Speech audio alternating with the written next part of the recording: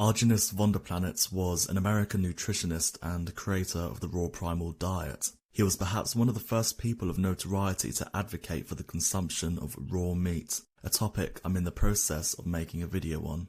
One of the more controversial things he stipulated was the notion that all parasites, bacteria and viruses are in fact beneficial to people's health. However, for the sake of this video being simple and easy to understand, I'm only going to be focusing on the latter. In relation to the topic of viruses, Vonderplanitz claimed that the only way to get a so-called virus was to be injected with it. It's understood that all viruses are non-living, dead protein structures. Arjunus's theory was that they are all naturally occurring in the body and perform a special role of being able to dissolve toxic or dead tissue from the body in order to heal. How many people know that viruses aren't alive? It's been known in the medical profession for years that you don't give antibiotics for a virus because they're ineffectual, because they're not alive. They have no nucleus. They are protein parts. There's no respiration, there's no functionality, there's no glandular activity. They are not alive. But what are they? They are soaps, they are solvents. The body makes them to dissolve tissue in your body that are too toxic for the parasites, the bacteria, and the fungus to eat. Too toxic, like when I had chemo, radiation. Parasite, bacteria, fungus tried to eat into that dead tissue, they were killed because they were poisoned to death from that tissue.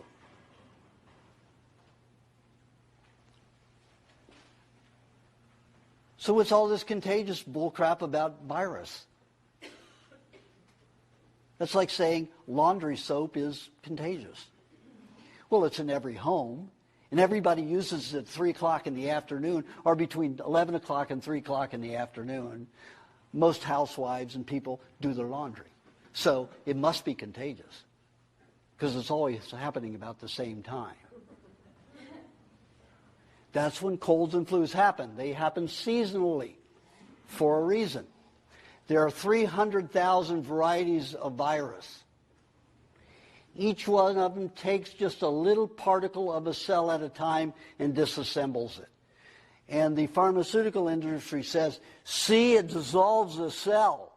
No, it's dissolving a specific tissue in that cell, so specific that it can never damage the integrity of that cell.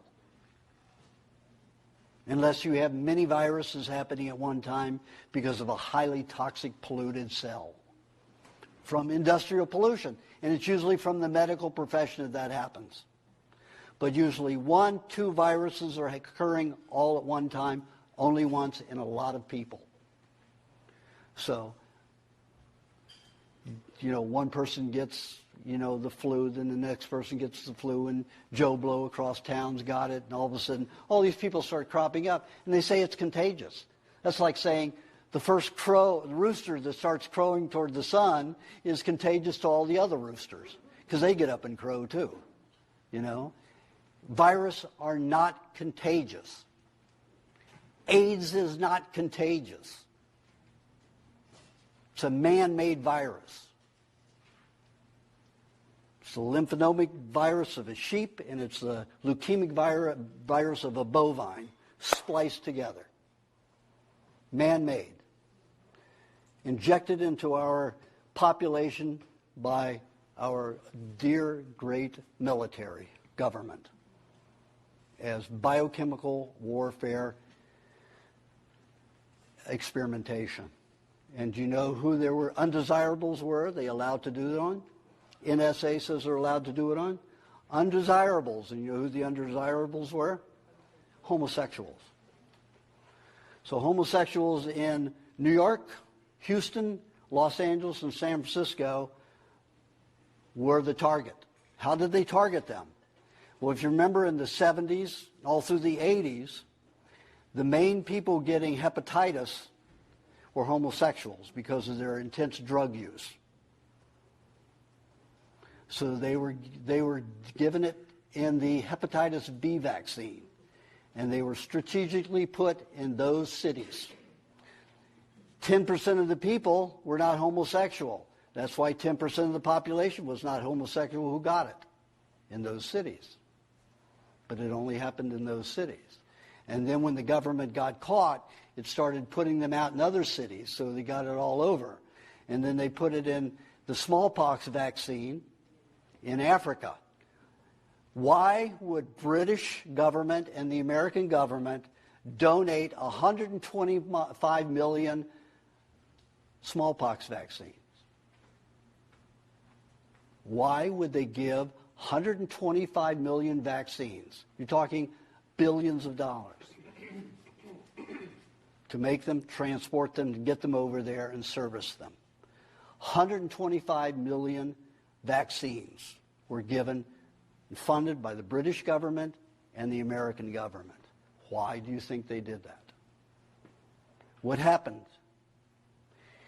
It made a medical catastrophe in all of those countries. So where did they go for medical help? They went to the British and American governments, who were supposed to be advanced medically. So they got treatment, and guess how many countries are now under the World Bank because they couldn't pay their debt for the medical help? 27 African countries are now run by the British and American government through the World Bank because they poisoned these Africans with AIDS in the smallpox vaccine. Nobody got AIDS there except people who got the smallpox vaccine, unless they were getting transfusions from somebody who had the smallpox vaccine. So you can get it, transmit it in blood, but you can't transmit it sexually, you can't transmit it any other way, because it has to be injected into your body. You bleed outward, so you can't get it. Even if you have anal sex and you bleed outwardly, you don't bleed inwardly. And if you have, Dr. Strucker showed that there are only 2 viruses per ejaculation. 5 white blood cells destroy 2 easily like that, they'll never get in. And like I said, they can't procreate. They don't reproduce because they're not alive. Viruses are not alive. They are made by cells to clean the body. It is a solvent, a soap. Just like when you have runny mucus, your body has made a solvent, which is a viral type element, which cleans and causes your nose to run heavily because you've breathed in something and it's lodged in your mucous membranes. It happens especially with people who don't produce proper mucus fibers. Mucus, if you look at it under a microscope, is a web. It looks like cloth. You have all these protein fibers that mesh, so it's layers and layers of thick, so particles can't get through and damage your sinuses.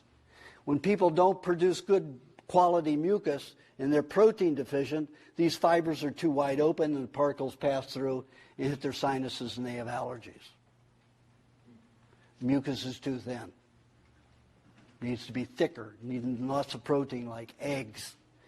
So when that passes in, it causes an irritation and your body creates a solvent to make it run and flow. Not a bad thing. It's a good thing. Viruses are good things. The body's making them for a reason, to get rid of damaged tissue so that you can reproduce new tissue and be healthier and alive. If you keep dying, if your cells keep dying and you don't reproduce them, what happens? You're the old person trying to walk across the street, a little at a time. And if you're reproducing, you're going to go like me, from death to life. You know, from death at 21 to life at 60. And getting healthier every day. So you might be asking yourself, well, what about diseases like the Black Plague or polio? Weren't they viruses? How can they be good for you if you're dead? Arjun, from researching into what causes the viruses to manifest themselves and activate, says that the Black Death was most likely caused by the buildup of mercury and other heavy metals causing toxicity in the systems of people who used coal to fuel their fires to heat their homes, which were often soot-riddled due to poor ventilation and whole towns being covered in smog from the fireplace, making an impure breathing environment. He put the blame down to the fact that many people at the time started to burn coal in replacement of firewood and things like peat. The poliovirus is also activated when the buildup of heavy metals becomes too much for the body to dispose of. Argenis was almost certain that aluminium heavy metal toxicity caused the polio outbreaks, which came from people eating out of cans, which became very popular after the First and Second World Wars. He concluded that viruses are the body's last resort to trying to save your life. And my guest today is the keeper of the native nutrition flame, none other than Argenis von der Planets. How you doing? Fine. How about you? Very good, very good. Eating raw. Yes. Anyway, I received an interesting email from you, and I looked at it and I thought, this really deserves some attention. So we're going to talk about this theory that you have about what's going on. First of all, one of the things I was amazed that I learned in the email was the nature of these viruses. Viruses are not living things, are they? No, they're not. It's not like a microbe. It isn't like a microbe at all. They are protein waste products in solvent solution, and they can have animal tissue in them. Now, you cannot transfer animal tissue of that nature, any kind of an animal flu. Well, let me explain what a flu is. A flu is a solvent detoxification. A cold is normally a bacterial detoxification where microbes eat damaged tissue that is of a waste product, and when they consume that tissue, they can consume about 50 times their weight 24 hours, and they have a waste product of about 1 to 5%. So that's like you eating 50 pounds of food in one day and having a 1 to 5 pound waste product to deal with the next day. That's a good janitor. Really?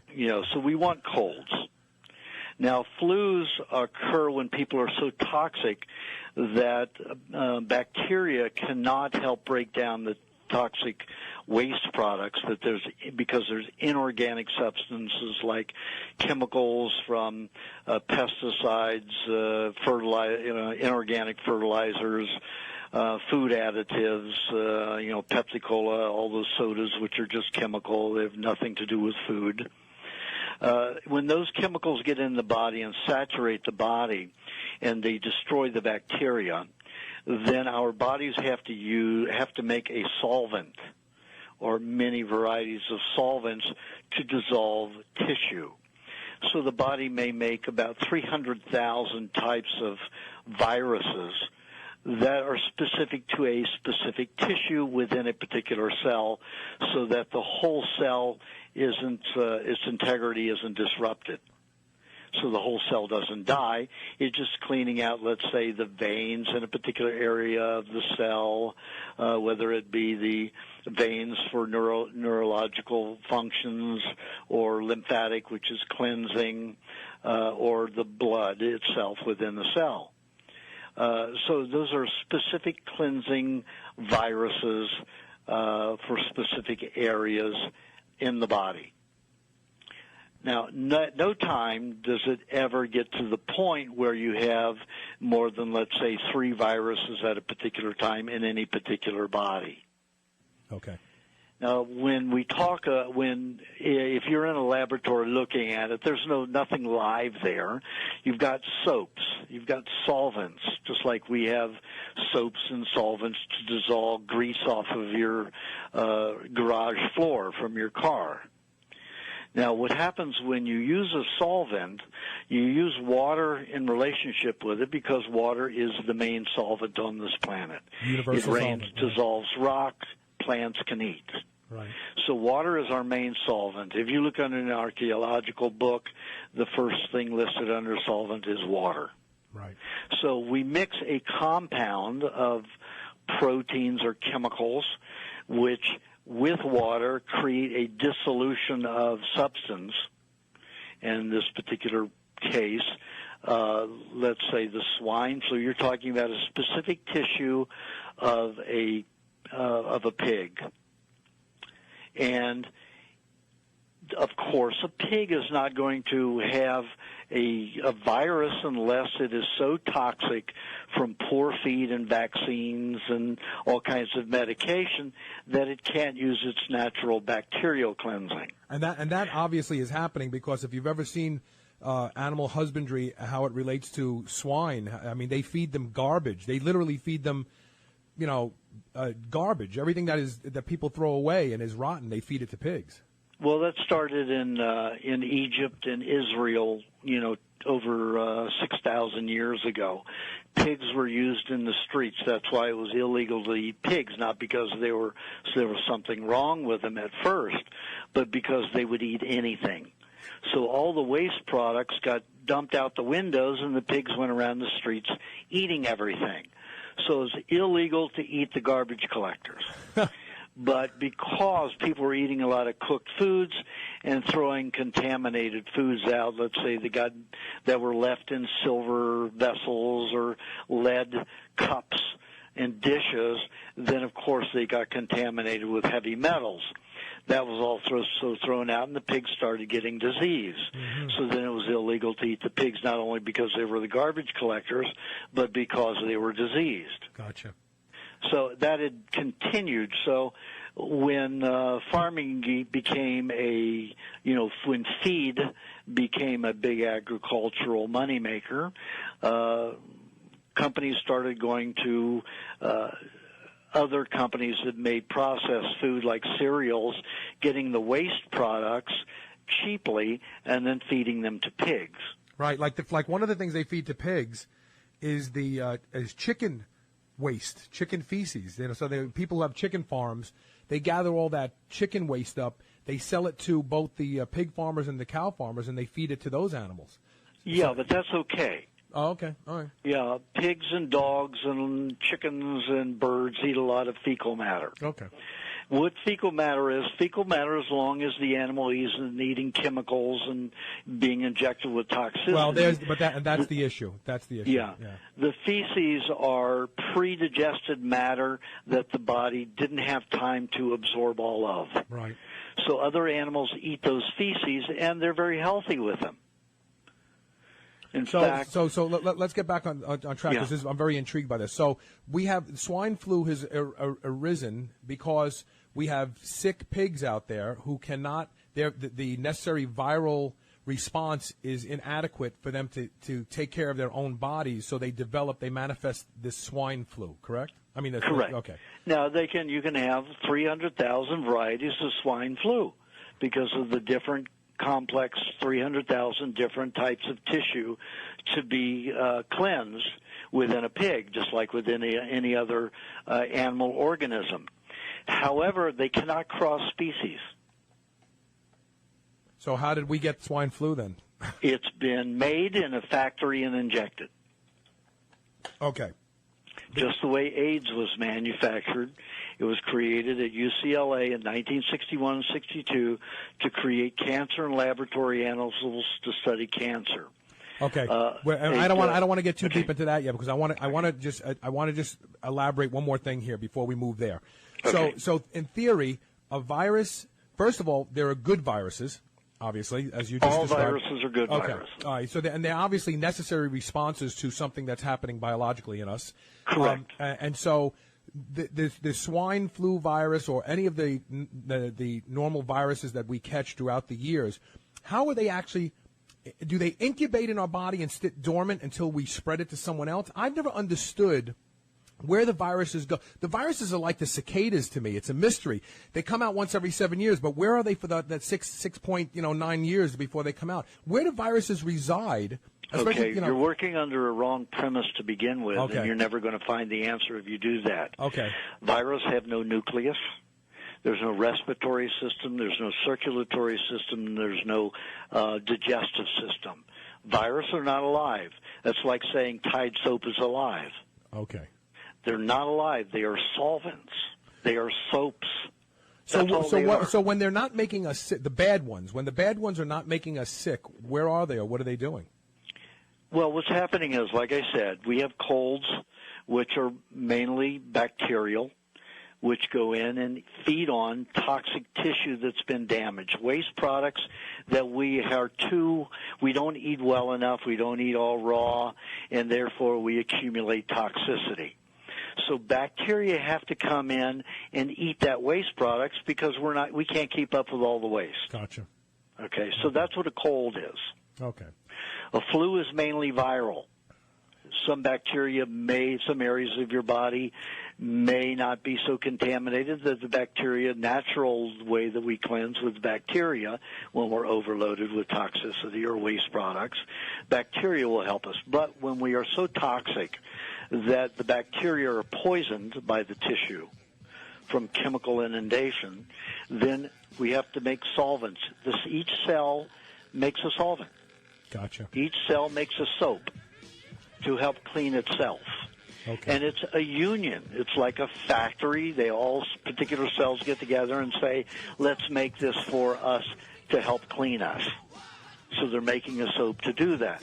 So there's nothing dormant about it. It's just that when the accumulation of waste is so great and you can't use bacteria, then the cells make a solvent. There you go. Okay. And that's a flu. That's a virus. Now, I want to start back at 1976, Agenus. What happened in 1976 with the swine flu vaccine? Well, I was 29 and living in California at the time. And a Dr. McBean from, I forgot her first name. She's an MD. She and Ida Honoroff, who was a consumer advocate and was nationwide syndicated on like 3,000 radio networks. Right.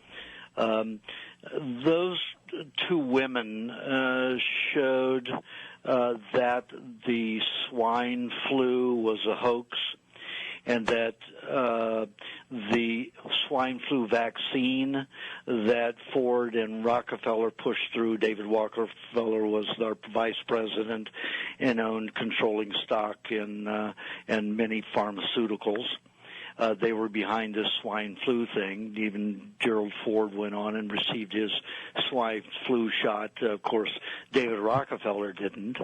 And they showed that the swine flu was a hoax and that the vaccine was going to harm and kill people. And it did, in fact. Didn't some people die? I mean, a large number of people died from the vaccine. Isn't that right? Well, there were 3 that died right there at the pole immediately after they got it. According to Ida, I did a radio show with her.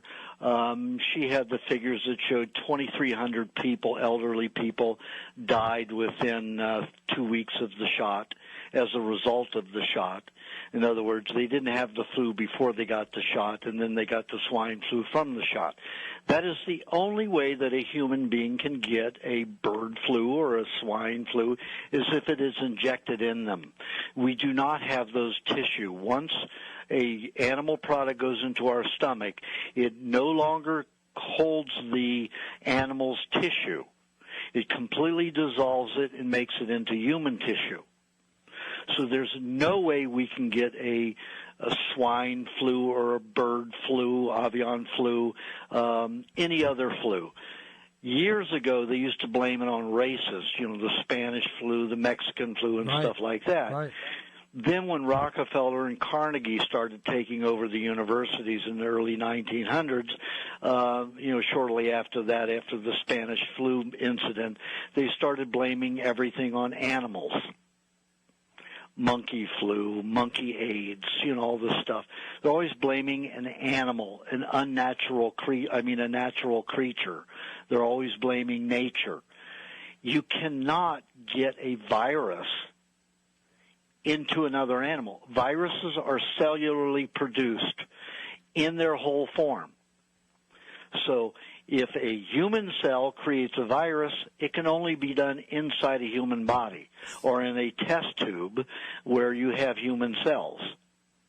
So there's no cross species of flus. You can't do of viruses. It's impossible. Right. I mean, you can get a herpes from another human being, obviously, but you can't. No, you can't. Oh, you no, can't? that is false also. So how do people transfer herpes from one person to another? They don't. That is also a fallacy. That's like saying, okay, the bears in northern Mexico come out of hibernation, and then the next door bears come out of hibernation all the way through the United States, all the way up to Canada, and all the way up to Alaska. So you're saying that is an epidemic. We have a bear epidemic. The swine, any kind of flu is the same thing. When the climate temperature is right, certain tissues will cleanse, and they may go in a 7-year cycle. They may have a 6-month cycle. It depends upon the tissue and how contaminated it is. If certain tissue needs to clean out every 2 years, it will create, and you can't use the bacteria, your body will create a solvent, a virus, that cleans that particular tissue every 2 years, every 6 months, every 3 months, every 7 years, every 12 years, depending upon that tissue and how contaminated it is. You cannot, herpes, that's all a fiction of the pharmaceutical industry to sell drugs. So in other words, if someone has a herpes, let's say a genital herpes, yes. Wouldn't they be able to transfer it to someone else, especially if it's a man to a woman, since the inside of the vagina is basically like mucous membrane? It doesn't have the same barrier as it doesn't have a stratum corneum like the outer dermis does. Couldn't you transfer it that way then? Well, can you? Do you think Tide soap is contagious? No, it's not. I use it. Okay. Yep. Okay. Tide soap isn't contagious. Solvents are not contagious. I can inject it into you. And then you would get sick. I got you. Okay. And that's how people get the only way people can get swine flu is if they've taken animal,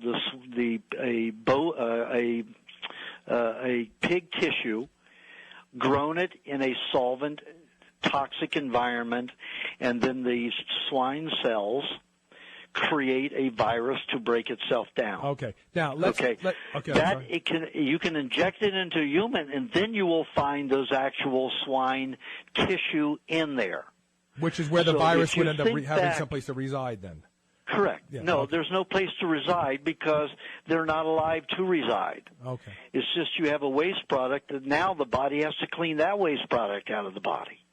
And it's going to be very alarmed because you've got foreign tissue in there injected into the body. Okay. That's why Guillain-Barré disease, that's why anaphylactic shock occurs when you inject people with foreign debris, foreign tissue.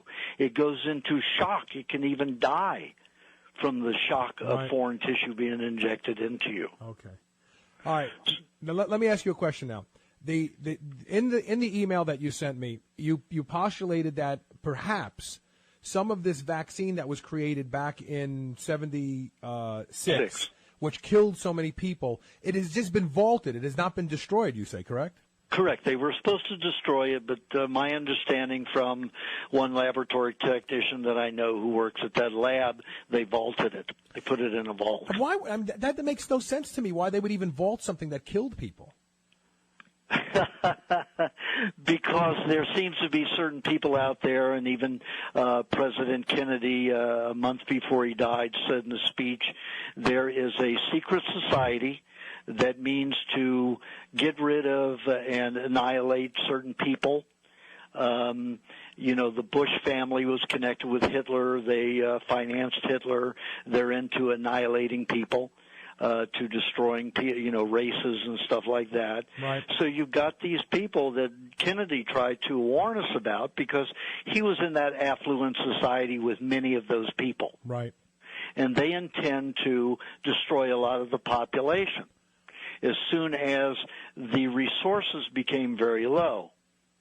And the resources are getting pretty low, and we've got 6 billion people on the planet, and according to some of the information that's delivered to us, they want to get rid of 4.5 billion people. So this is all part of the New World Order process that's occurring supposedly here in the country. Well, some people call it New World Order, other people call it other things, Skull and Bone, groups from Yale. Right. Yeah, so that's part of it, and they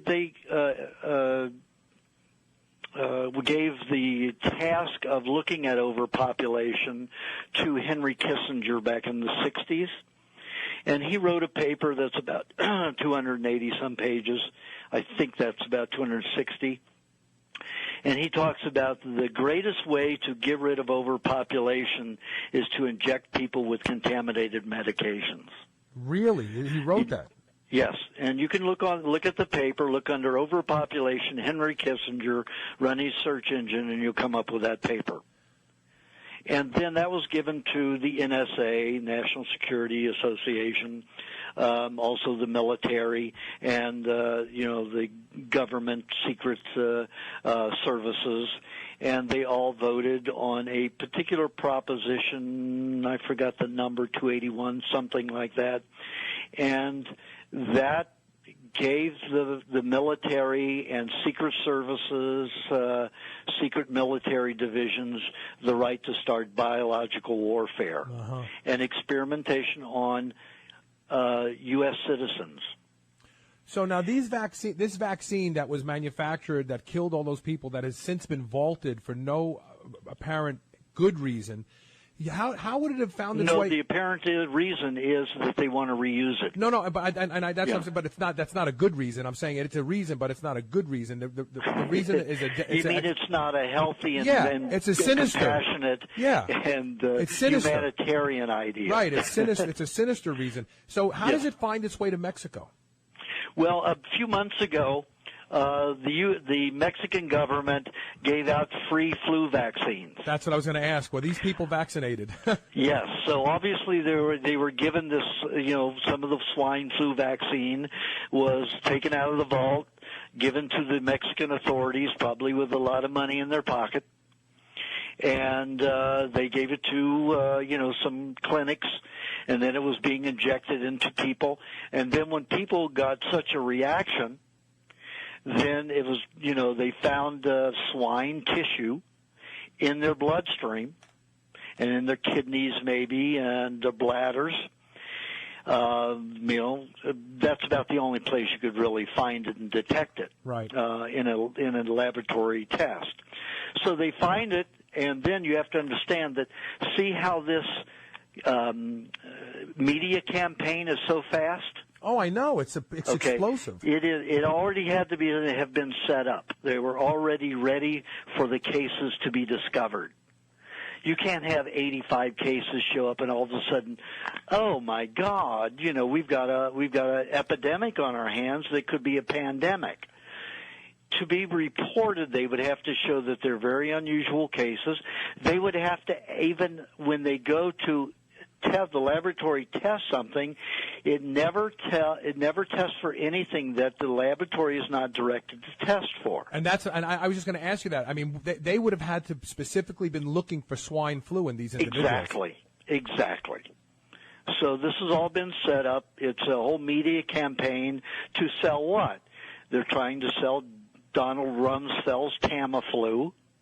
I know. I'm getting emails. They're going to pull the swine flu out of the vaults again and start selling the swine flu vaccine. I've been inundated with emails from Canadian pharmacies telling me to start buying Tamiflu now before it runs out. That's amazing you said that. I got 3 emails today alone from 3 different Canadian pharmacies. Yeah, well, the media is recommending people use Tamiflu to fight against the swine flu. All you have to do to fight against the swine flu is never get an injection from a doctor. Yeah, there you or go. An injection from anybody. Right. The only way you can get any kind of foreign animal tissue into your body is by injection. Now, we've seen a lot in the media recently about people not getting their children vaccinated and vaccine rates falling. We've seen much talk about perhaps introducing a mandatory vaccine policy, both in North America and the UK. It's safe to say that I'll never get vaccinated again in my life. And I'm not suggesting that you do the same. I'm simply giving you the alternative view on vaccinations so that you can make an informed decision. I hope that you found this video of use. Thanks for watching.